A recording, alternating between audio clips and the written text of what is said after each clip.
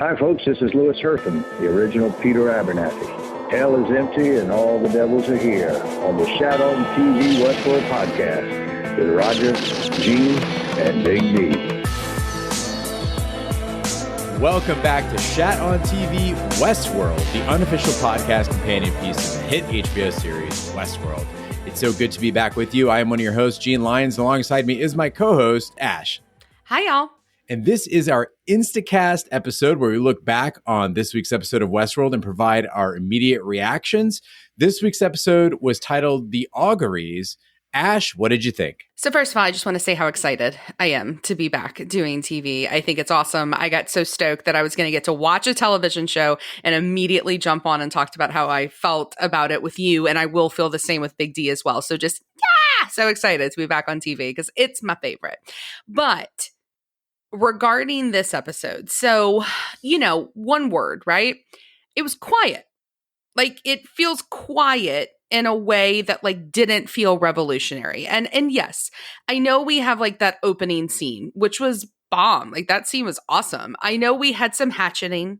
I know we had a katana blade being seen. I know we had Caleb going all every veteran in a war movie ever that's, been contracted afterwards to help kill people like Barry. We had all of that. But the episode overall, it just felt slow to me. In a way, it felt like an hour-long recap or one of those one-offs that they make for just the fans that catch you up on what happened between the seasons. Very something a la Animatrix, maybe. And for me, this kind of isn't where the Matrix comparisons stop. The whole Christina storyline, guys, this is straight out of Matrix 4. It even looks like the Matrix 4. And she's working for a video game company the same way that Neo was. And I don't know if it's meant to be that these things are the same or if this is a Deep Impact versus Armageddon where we get the same storyline and we don't know which one is better. But clearly this is a simulation. And Caleb, he's a family man. It feels like he's this weird amalgam in this episode of Hawkeye and every dad that loves his family so much he has to leave them to keep them safe. So I guess my initial reaction again is just it's quiet because the episode's quiet and it feels a long way from last season. And now I know that seems obvious on its face because yes, we know that this is 7 years from the last season's end, but it just in a lot of ways for me, and I don't know if you're going to back me up on this, Gene, but it just didn't feel like Westworld. Now again, minus that opening was bad ass. I loved it. And I was yeah. And then the rest of the episode kind of happened. And so I guess for me, I'm just kind of waiting to see if we can get beyond what felt like a Black Mirror episode and into what feels actually like Westworld. And I know we'll get into this on the deep dive, but the title of this episode means an omen of the future to come. And for me, I hope that's not true. I hope that this is the outlier and the rest of the season is very different. There's certainly nothing wrong with trying a different tactic, trying a different style of storytelling. But I agree with you. No judgment here, but this is very different from what we've seen in Westworld. I was surprised, kind of like you said, Ash, by how much this felt like a classic movie sequel, right? Movies always start out, the big bad was defeated in the previous installment. Now everyone's living quiet lives, but then they're called back into action by the return of some malevolent force, right? In this case, the Man in Black. And it's a totally acceptable way to begin, just drastically different from past seasons. In past seasons, each one picked up with the same sense of purpose and dread as the previous season. It was a continuous stories. I was also surprised by the loss of emotional momentum, right? You think back to what we've seen in past seasons, right?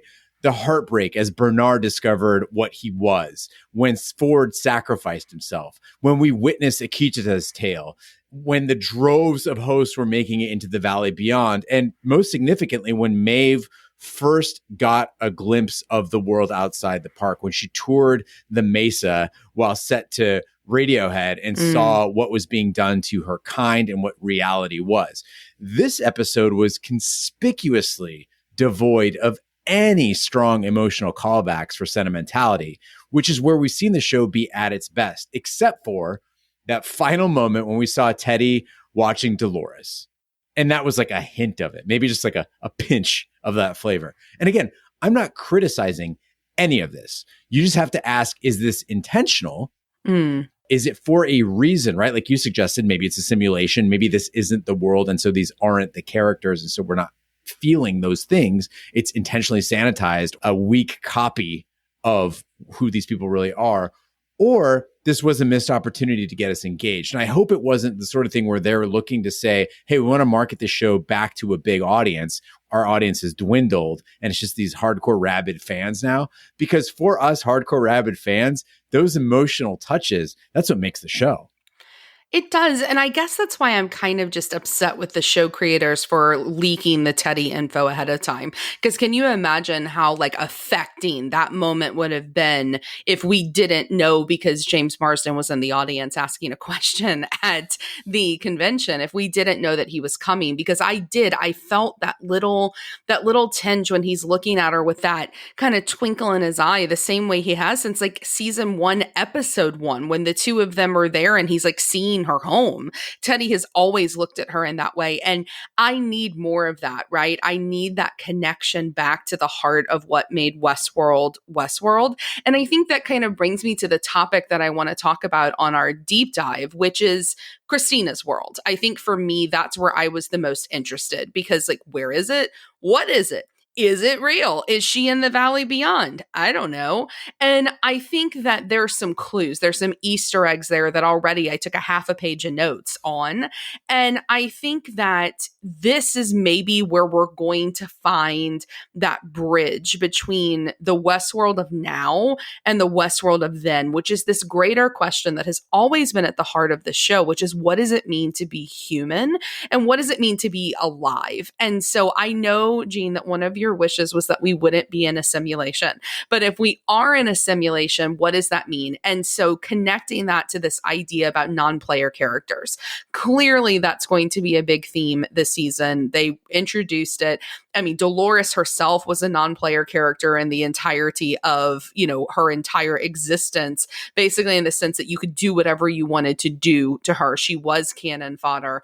And we as viewers that go through these mazes are kind of like non-player characters to the showrunners because we just get beat up along the way. And so I kind of like that. And that's really what I want to explore on our episode tomorrow night. What shocked me about all of this is not what I was expecting for the first episode, because Hot Sauce Steve, among other listeners, tipped us off to some of the reviews of the first 4 episodes. Not spoilers, just critics' reviews of some of the ways the show would be presented. And one of the things that struck me was they said that this is going to be a much more pared down, much more straightforward show. Fewer loose ends, fewer concepts, and really getting down into one core storyline. And that one of the habits we as longtime Westworld listeners have is overthinking everything. And basically the message is like, stop overthinking things. Most things are exactly as they seem. And I'm like, how could that fucking be? How could that fucking be after what we saw tonight? I think if we've learned anything from our Westworld watching and covering it with all of you guys out there, Westworld is a show unique to all the others in the sense that we really can't judge it until we see it in its entirety. Yes. And I think that what will be interesting is when we see all 5 seasons in their entirety and then truly judge the show. So I'm excited about it from that perspective. Please don't let anything we say on here seem to be that we're not excited, because I am. It's just, this is our one chance to say how we felt about it. And I'm going to watch it another 2 times before we do the deep dive, and I could come back and fucking love it. I do think it'll be interesting to see if it is simpler and maybe we begin to just do what Jean and Ashley do on Shot on TV, which is overcomplicate the fuck out of everything. Now, you mentioned rewatching this. You also mentioned the Easter eggs, and that's something I'm deeply interested as well, because not only did we see parallels between Christina and Dolores, we saw parallels in this world of multiple characters relating back to Dolores' story and things we saw with Dolores, whether it was paintings, whether it was target practice, whether it was even pieces of clothing that looked very, very similar, loops, stuff like that. And so I did put the question out on social media. If you don't follow us on Twitter, we're at Shat on TV. You can go there and kind of list out things that you saw as well that would help us out, or email us, host@shatontv.com, and let us know what you spotted as well. But Ash, that is going to be a key topic, I think, for us in our deep dive, is looking, assuming this is all one world and we're not seeing multiple characters in different worlds, assuming it's all one world, what do those parallels mean to us? Another thing I wanted to get into is those new objects we saw in the opening credits. As you mentioned, the credits have changed drastically since season 3. You've got the fly, you've got the tower. And I don't know if it was just me, I don't know if you saw the same thing, but it seemed to me like the host components were more fleshed out, like more human than the kind of bony anatomy that we were used to seeing.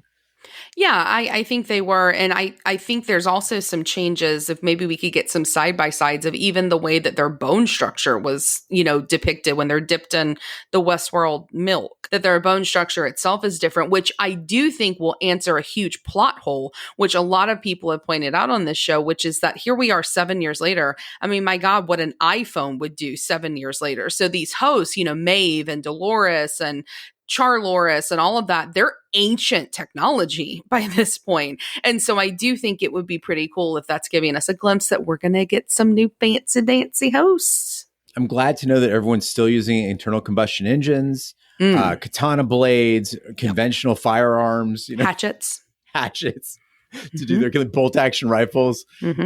And we should point out that this is not an exhaustive list of what we're covering on the deep dive. There will be a lot more. Hopefully, Big D will be able to join us as well. He is in Sweden right now, so he wanted us to let you know that he wishes he could be here with us. But listen, it's summertime. Let's not deny a man a vacation with his family.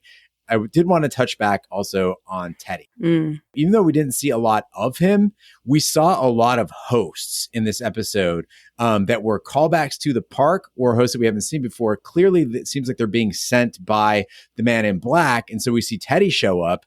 Is he a good guy? Does this move work? I think it's something we should get into. I do too. And I am excited that maybe we'll get a different Teddy than just lovesick Teddy or angry Teddy, because those are the only two Teddys we've gotten on the show. And having a real fleshed out conscious Teddy, I think could actually be really interesting. And if he's going to come back, that's what I want. I want conscious Teddy. So this is our Instacast. We got it out immediately after watching the show. We're putting it out tonight on the night of release on Sunday, June 26th. We will be back with our deep dive. We're recording it tomorrow and it will be out on Tuesday, the 28th. That'll be going deeper into the topics that we discussed, plus a few more. And then, of course, our Telegraph edition comes out later in the week, usually on Friday, to carry you into the weekend. And that's your letters and voicemail. If you'd like to send us a letter or a voicemail about any of the topics that we discussed or anything you want to discuss, you can email us, hosts@shatontv.com, or you can go to shatpod.com/TV, our new website, the Big D so generously built. And on there, you can see the SpeakPipe feature. You can click on that and leave us a voicemail directly from your phone or computer or whatever device you're using. So that will be the schedule going forward. You'll get the Instacasts on Sunday night. You'll get the deep dive on Tuesdays, and then you'll get your Telegraph generally on Fridays. By the way, Shat the Movie's still happening. Ash and I just recorded Notting Hill earlier today as a duo, and we've got tons of those coming. We will not be suspending our Shat the Movies coverage during Shat on TV. You're welcome. So that concludes it for this week's Instacast for Shat on TV Westworld. Be sure to follow us on social media and share with a friend. We're on Twitter, Snapchat, and Instagram @Shat on TV. On Facebook, just search for Shat on TV Podcast. The website is shatpod.com/TV. Email us, host@shatontv.com. And wherever fine podcasts can be found, including iTunes, Google Play, Stitcher, Pandora, Spotify, and YouTube. Be sure to subscribe. And if you stop by iTunes, please leave a 5-star review. That helps the podcast grow. There are lots of Westworld podcasts out there. We appreciate you listening to ours and hyping it up. On behalf of my co-hosts, Ash and Big D, I'm Gene Lyons. Be sure to join us Tuesday for the episode 1 deep dive.